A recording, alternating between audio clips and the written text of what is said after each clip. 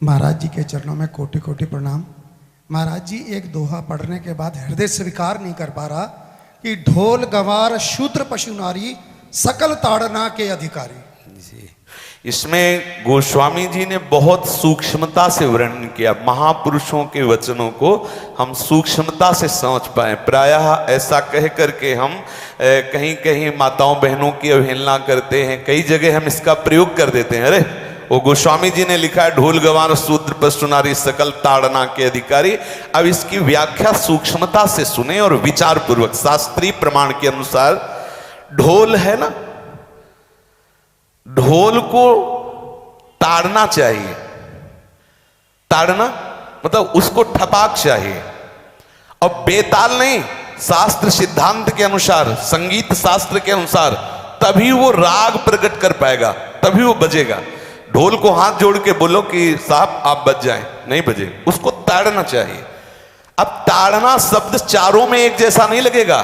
शब्द एक ही है ताड़ना, लेकिन ताड़ना के अर्थ अलग अलग हैं। जैसे कनक है, एक ही शब्द है कनक, लेकिन कनक कनक ते 100 गुनी मादकता अधिकाय, वा खाए बोराए जग या पाए बोराए। बोले कनक ही शब्द है। जैसे ताड़ना शब्द का हम प्रयोग केवल वही समझे कि ताड़ना देना ही नहीं, उसका अर्थ अलग अलग है। जैसे कनक शब्द है, कनक को सोना भी कहते हैं और कनक को धतूरा भी कहते हैं। कनक को धतूरा भी कहते हैं। एक कनक है जिसके खाने से बावरा हो जाएगा और एक कनक है जिसके पाने से बावरा हो जाएगा। कनक शब्द एक ही है, लेकिन दोनों का अर्थ अलग अलग हो गया। ऐसे ही ढोल में ताड़न का तात्पर्य है उसको पीटना, लेकिन वो शास्त्रीय संगीत के आधार पर उसको ताल देना। ताल देने से ही वो राग प्रकट करता है, आनंद की उमगन करता है, ना कि प्रार्थना करने से। समझ रहे? अच्छा, गंवार, गंवार कहते हैं विवेकहीन पुरुष को। विवेकहीन पुरुष को कोई कार्य दे दो और उस पर दृष्टि न रखो तो कार्य नष्ट हो जाएगा। वहां ताड़ने का तात्पर्य उसको पीटना नहीं है। उस अविवेकी गंवार पर दृष्टि रखो। जो आपने कार्य सौंपा है, जो भी कार्य उसका है, उस अविवेकी पर दृष्टि रखना ताड़ना हुआ। उस पर दृष्टि रखो, क्योंकि वो अविवेकी है, गंवार है, वो कार्य प्रणाली ठीक जानता नहीं। आप जहां त्रुटि होता संभाल लेना तो वो संभल जाए, क्योंकि वो गंवार है। और शूद्र, शूद्र का तात्पर्य होता है शूद्र। वैसे जो वर्ण व्यवस्था में शूद्र का प्रादुर्भाव सबसे श्रेष्ठ जगह से प्रादुर्भाव है। वर्णन आता है ब्राह्मणोष मुखमाशी बाहु राजन्य कृतः उरुददस जद वैश्या पदभ्याग्यं शूद्रो जायत। भगवान के श्री चरणों की ही वंदना होती है। प्रायः आपने देखा सबके श्री चरणों की, और शूद्रों का प्रादुर्भाव श्री चरणों से हुआ है। कोई ऐसा न समझे कि शूद्र का मतलब निकृष्ट होता है। यहां शूद्र का तात्पर्य जब से किसी से कहते हैं कि शूद्रवत आचरण करता है, मतलब शास्त्र विरुद्ध, सदाचार के विरुद्ध आचरण करना शूद्रवत आचरण की तरफ संबोधन किया जाता है। यहां कहा गया कि शास्त्र की सम्मति, शास्त्र के शासन के अनुसार आचरण हो, सदाचार परायण हो। शास्त्र जिसके लिए जो विधान करता है, शास्त्र शासन स्वीकार करना, यहां शूद्र के ताड़न की बात कही गई। यहां शूद्र ताड़न का तात्पर्य डंडे से प्रहार करना नहीं, समझना। और जो चौथा कहा गया नारी, अगर स्त्री को हम ये कहें कि ताड़न से ही वो केवल काबू में रहती है, तो राष्ट्र में अपने प्रसिद्ध लक्ष्मीबाई जैसी कोई सामर्थ्यशाली वीरांगना, कोई वीरों सामने बड़े बड़े वीरों के दांत खट्टे कर दे, ऐसी बहादुर सिंघनी हुई, अंग्रेजों के दांत खट्टे कर दिए। अगर कोई समझे कि नारी केवल ताड़ने के लिए है तो उसकी मूर्खता है। पुरुष और नारी का समान प्रादुर्भाव हुआ है। भगवान ब्रह्मा के श्री अंग से दाहिनी तरफ से महाराज मनु और बाईं तरफ से उनकी पत्नी उनका प्रादुर्भाव हुआ शतरूपा। शतरूपा, अब आप बोलो एक ही शक्ति के दो भाग हो गए, एक पुरुष रूप धारण कर लिया, एक नारी रूप धारण कर लिया। अब यहां विचार जो है कि उस नारी के ऊपर ताड़न शब्द का क्या प्रयोग है। जैसे आप मार्ग में चले जा रहे हैं और आपने दृष्टि चूक कर दी और नारी आपकी स्त्री पीछे चल रही, तो कोई हमला कर सकता है, क्योंकि वो रत्न है। 14 रत्नों में एक रत्न स्त्री रत्न भी है। स्त्री को रत्न कहा गया है। भगवान श्री राम जब वनवास में जा रहे हैं तो सिया जी को आगे नाव में जब चढ़ाना होता तो पहले सिया जी को चढ़ा, सीए चढ़ाई चढ़े रघुराई, पहले आगे।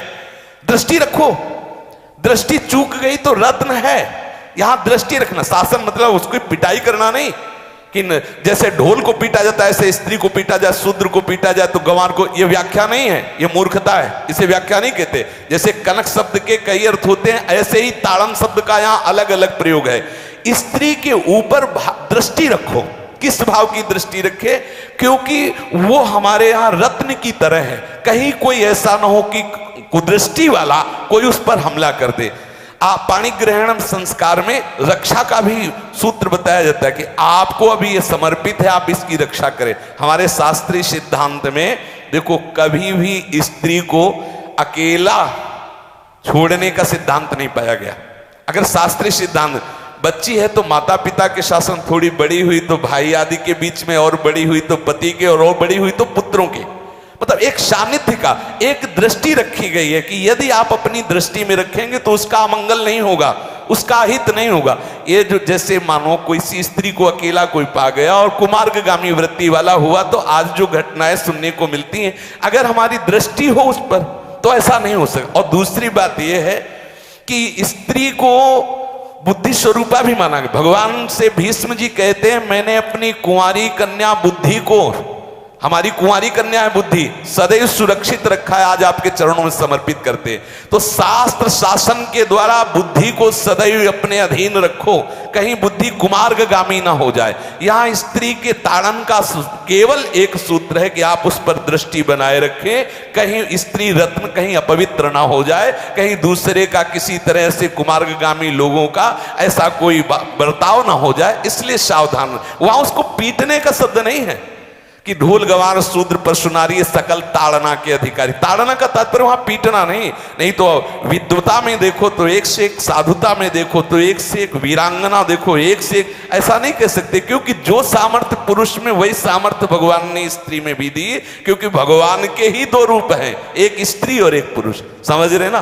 तो इसमें एक ताड़न शब्द का कई अर्थ होता है। भगवान की साक्षात शक्ति स्त्री है। अगर कोई इस भाव से देखे कि स्त्री तो केवल ताड़ना मतलब केवल गाली दे के बात करना, ऐसा नहीं। जिस घर में स्त्री का अपमान होता है उस घर का नाश हो जाता है, निश्चित हो जाता है। आप देखिए रावण का सत्यानाश हो गया जगदम्बा सीता के प्रति, दुर्योधन का सत्यानाश हो गया द्रौपदी के प्रति। जहां स्त्री का अपमान हो जाए, अगर कोई ये समझे कि स्त्री केवल मतलब जैसा हम चाहें वैसा व्यवहार करे, तो अगर नाश ना हो जाए तो हमें बता देना, क्योंकि भगवान की वो शक्ति है। अगर उसे तुम सोचो कि हम ताड़न करें, जैसे ढोल को ताड़न करें ऐसे ताड़न करें, तो तुम्हारा नाश हो जाएगा। बिल्कुल सच्ची बात समझ लीजिए। केवल वहां दृष्टि रखने की बात कही गई है, आपका अधिकार है, आप उसकी सुरक्षा व्यवस्था में रहें। और एक वृत्ति होती है, अगर शासन ना हो तो हमारी बुद्धि भ्रष्ट हो जाए, हमारी बुद्धि भ्रष्ट हो जाए, आपकी बुद्धि भ्रष्ट हो जाए। भगवान का भय, शास्त्र का भय, लोक मर्यादा का भय, ये हमको सुरक्षित रखता है। इसलिए दृष्टि रखने की आवश्यकता है कि वो पवित्र रहे, वो सुरक्षित रहे, ना कि उसको पीटने के लिए यहां संबोधन किया गया गोस्वामी तुलसीदास जी ने। इसलिए सावधानी पूर्वक अपनी वृत्ति को पावन रखते हुए महापुरुषों के वचनों को समझने की चेष्टा की जाए। गोस्वामी जी ने जो यहाँ कहा, ढोल गवार शूद्र पशु नारी सकल ताड़ना के अधिकारी, तो ताड़ना का अलग अर्थ है, अलग अलग। जैसे ढोल में ताड़ना, तो वैसे ही सब जगह नहीं ताड़ना लगेगी।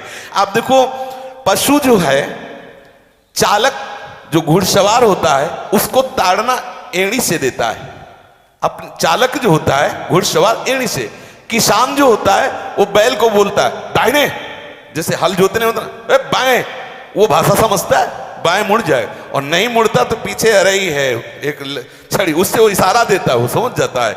पशु को अपने इशारे से चला लेते। अब उससे कहे, खड़ा होकर हाथ जोड़ के कहे कि भैया बैल देवता आप थोड़ा दाहिने मुड़ जाओ, तो नहीं मुड़ेगा। जब लगाम पकड़ी और थोड़ा ताड़न किया और बोले दाएं, तो फौरन दाहिने मुड़ गया। आप देखो जो बैलगाड़ी चलाते हैं, घोड़ा गाड़ी चलाते हैं, ऊंट चलाते हैं, तो पशु शासन के द्वारा उसको इशारे से किधर चलना है उसको इशारा बता दो। अलग अलग जगह इस ताड़न शब्द का अर्थ प्रयोग किया गया है।